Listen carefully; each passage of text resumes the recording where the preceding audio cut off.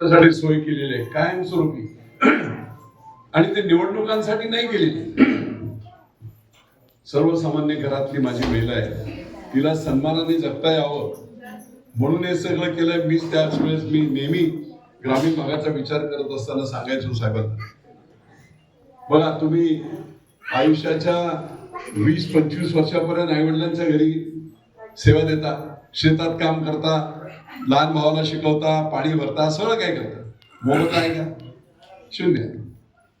कर्तव्य म्हणून लग्न झालं, लग्न होऊन तुम्ही बेलसर मधून चांबळीतून समजा बेलसर मध्ये आला किंवा परिंच्यातून बेलसर मध्ये आला, जगताप कुटुंबियांची सून झाला.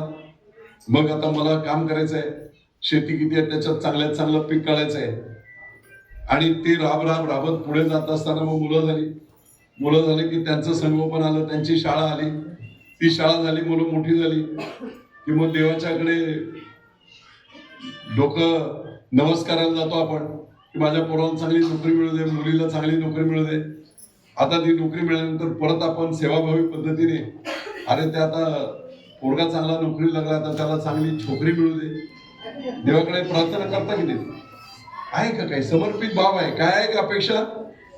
काही नाही. आणि वयाच्या 60व्या किंवा 65व्या वर्षी जर तुम्हाला पंढरपूरला जायची इच्छा झाली,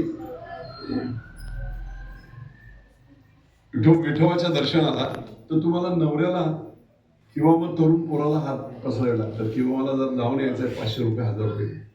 त्याचा मूड चांगला असेल तर हा बोलेल, नवरा बोले गप्प बस, आता काय मागायचंय तुला, झालं सगळं. पोर काय बोले, तुला काय कळतंय काय, नंतर जाऊ. 60 वर्ष ज्या मौलीने आई वडिलांच्या घरी आणि नवऱ्याच्या घरी समर्पित भावनेने 1 रुपया पगार नाही, 1 रुपया नाही, अख्खं आयुष्य व्यतीत केलेलं असतं. तुम्हाला ते जाणवत नाही, मी आता सांगतोय म्हणून तुम्हाला कळते. ह्या मातेला, मौलीला 1000 रुपयासाठी हात पसरावे लागतात, किंवा जर निर्भत्सना झाली तिची, किंवा तिला काहीतरी चुकीचं बोललं गेलं, गप्पा बस घरी, तर त्या मौलीच्या हृदयाला काय वाटत असेल याचा विचार एकनाथ शिंदेनी विजय बापूंनी केला. तो 1500 रुपये महत्वाचे आहे. बाजार मुलगे जे आता करतायत ना देवदर्शन वगैरे, काय कामाचं नाही. मी तुम्हाला सांगतो, मी 3 वर्षापूर्वीची गोष्ट सांगतो. माळशिरस गावामध्ये एक अपघात झाला. गायकवाड नावाचे कुटुंबीय, 56 वर्षाचा व्यक्ती वारला, आणि त्याच्यानंतर 6 दिवसामध्ये 22 वर्षाची त्यांची मुलगी देखील वारली. आणि भेटायला म्हणून मी गेलो गायकवाड वस्तीवर, गायकवाड कुटुंबीय, आणि मी भेटलो वगैरे. तर त्या आजीने मला सांगितलं, माझा 56 वर्षांचा मुलगा गेला, पण बापू लक्षात घ्या, देवाने माझ्यावर का अन्याय केलेत, मुलगा गेला, नात गेली. आणि तुम्हाला पुढचं सांगतो की मी 15 दिवसाचा हा मुलगा 56 वर्षाचा गेला, तो 15 दिवसाचा असताना माझा नवरा गेला. 1.5 एकर जमीन, पण मेहनतीने मी काम केलं, तरुण होते, संपूर्ण संसार सांभाळला, त्या मुलाला शिक्षण दिलं, मोठं केलं. आता नात सुद्धा माझी गेलेली आहे. मला कळत नाही देवाने माझ्यावर का नाही केले, पण असं बोलून तिने मला ते संपूर्ण सांगितलं. मी काय तिची व्यवस्था करायची ती केली. आणि 1 वर्षानंतर पुन्हा मी लाडक्या बहिणींचं जे सगळं वाटप चालू होतं त्यावेळेस भेटायला म्हणून काही लोकांना गावागावात चालू होतं. आणि नेमका त्या गायकवाड वस्तीच्या समोरून जाताना असं उताराला घर होतं त्यांचं. अरे म्हटलं, मी इथे आलो होतो, हे गायकवाड कुटुंब इथे. तेवढ्यात त्या वयस्कर महिलेने माझीने पाहिलं, ती बाहेर आली, तिची सून सुद्धा बाहेर आली आणि तिने मला सांगितलं. मी आपलं सहज विचारलं, काय लाडक्या बहिणींनो, ताई कसं चाललंय, व्यवस्थित चाललंय ना, 1500 रुपये येत आहेत ना. मी हसत हसत बोलतो. हसत हसत बोलताना त्या आजीच्या डोळ्यातून पाणी आलं. असं 70 वर्षाची असेल. आणि म्हटलं माझं काही चुकलं का ताई? मी एकदम असं बोललो, काही चुकलं की काय? नाही नाही म्हणे बापू, काही चुकलं नाही. पण मला तुला सांगते, तुम्ही विचारलं की लाडक्या बहिणीनं कसं चाललंय, 1500 रुपये येतात की नाही. हे 1500 रुपये लाडक्या बहिणींचे, एकनाथराव शिंदेचे येत आहेत ना. त्या काळामध्ये मी तरुण होते. नवरा जरी गेला तरी माझं काम मी केलं, शेतीतून संसार उभा केला. आज माझं वय झालेलं. माझी सून आहे, तिचं स्पॉन्डिलायटिसचं सगळं कमरेचा आजार आहे, त्यामुळे तिला जास्त शेतात काम करता येत नाही, चालता येत नाही. दोघी घरी बसून आहे. बापू डोळ्यातून पाणी एवढ्यासाठी आलं की ते 1500 रुपये मिळत आहेत ना, त्या 1500 रुपयातून माझ्या सुनेची आणि माझी औषधं ही घेतली जातात. मला माहित नव्हतं. माळशिरसची विधानसभेची सभा होती आणि त्या सभेमध्ये मी हा किस्सा सांगितला, तो जोरात रडायला सुरुवात झाली.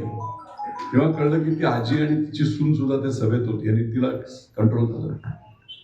म्हणून 1500 रुपये छोटे वाटतात स्वाभिमानाने जगण्यासाठी. तुम्हाला वाटलं माझ्या नातीला एक 200 रुपयाचा फ्रॉक घ्यायचा तर तुम्ही घेऊ शकताय, देवाला जाऊ शकता. अर्धी तिकीट एसटीची आहे, बहिणीच्या घरी जाऊ शकता. कुठे घरात कोणी कटकट केली तर माहेरी जाऊ शकता. स्वाभिमानाने जगण्यासाठी 1500 रुपये खूप कमी आहे.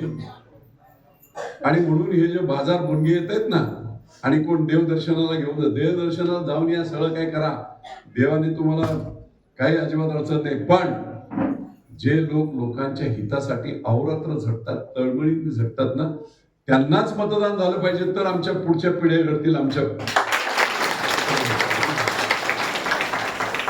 बापू आला त्यावेळेस पुरंदरच्या राजकारणात, आता तुम्ही वयोगट जर पाहिलं तर त्यावेळेस 2008-9 साली इथलं राजकारण कशावर चालायचं? पाण्याचे टँकर, चारा छावण्या, MREGची दुष्काळी कामं, रोजगार हमी. आज आपले विषय काय?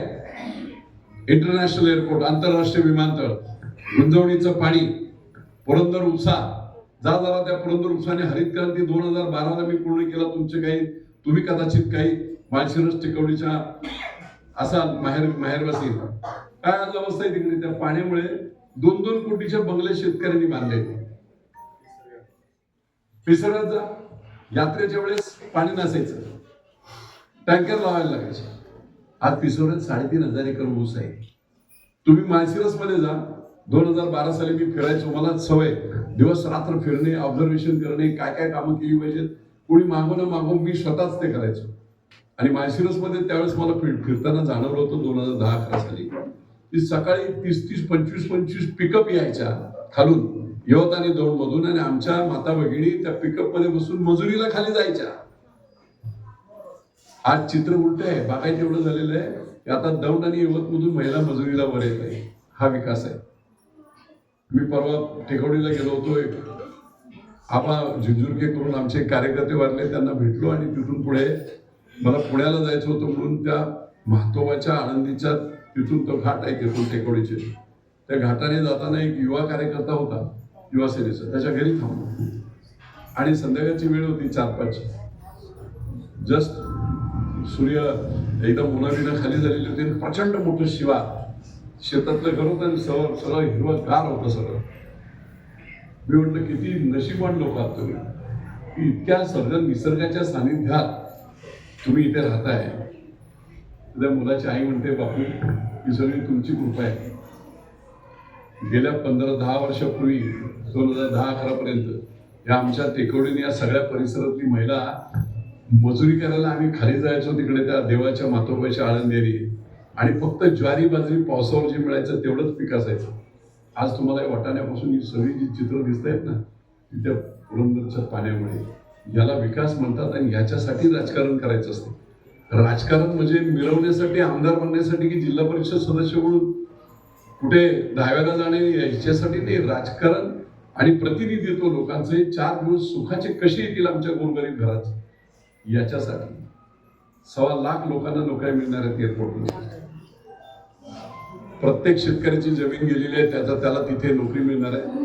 ट्रेनिंग विशेषतः दिलं जाणार आहे. 1.5 कोटी रुपये तुम्हाला पुनरुपसाची लाईन त्या पारगावरून डायरेक्ट लाईन आणून पाणी. आता ते 4.5-5 हजार कोटीची कामं झाली.